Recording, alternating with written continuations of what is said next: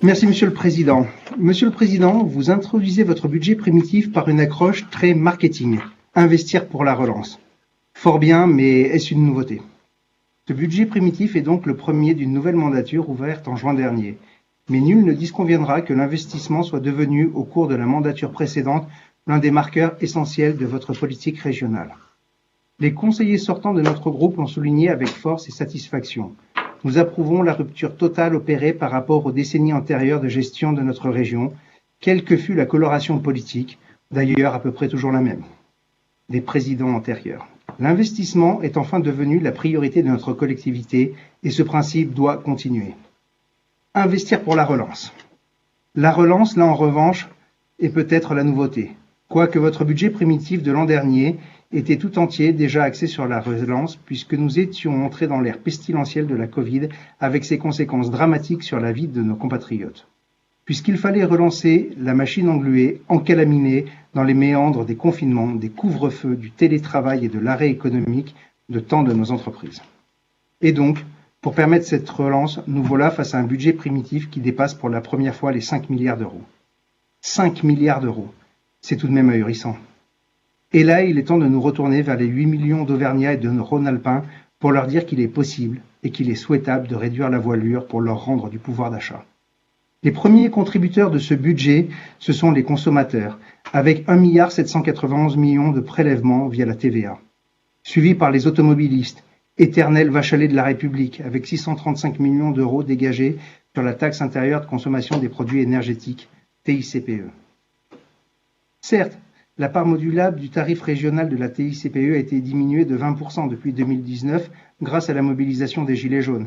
Et cette diminution de tarif a été reconduite par notre assemblée plénière du 15 octobre dernier. Mais il faut se demander si cette inflation continuelle du budget régional est souhaitable. Je ne peux m'empêcher de me demander comment vivaient les Auvergnats et les Rhône-Alpins il y a 20, 30 ou 40 ans.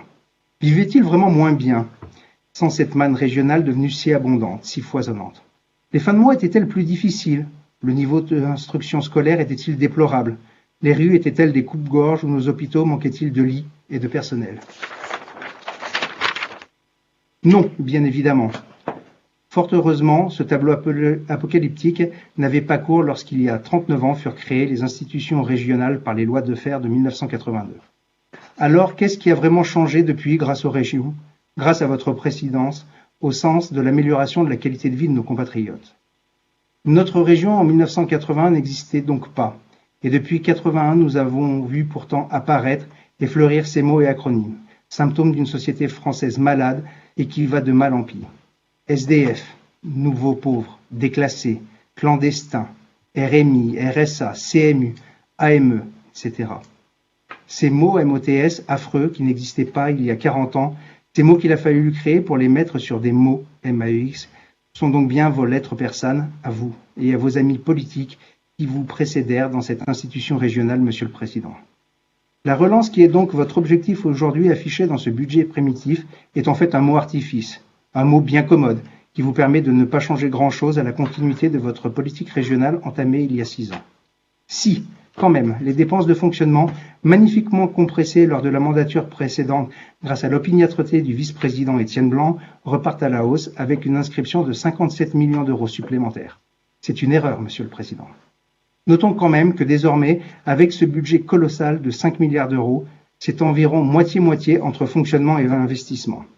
Alors que sous l'ère du président Jean-Jacques Kéran et du vice-président Jean-François Debat, c'était 75% pour le fonctionnement et 25% pour l'investissement. C'en est presque fini pour beaucoup de ceux qui se sont gobergés aux frais de la République et aux frais des contribuables. Je dis presque, car il en reste encore dans vos choix politiques. Nous les avons dénoncés et nous continuerons inlassablement de le faire.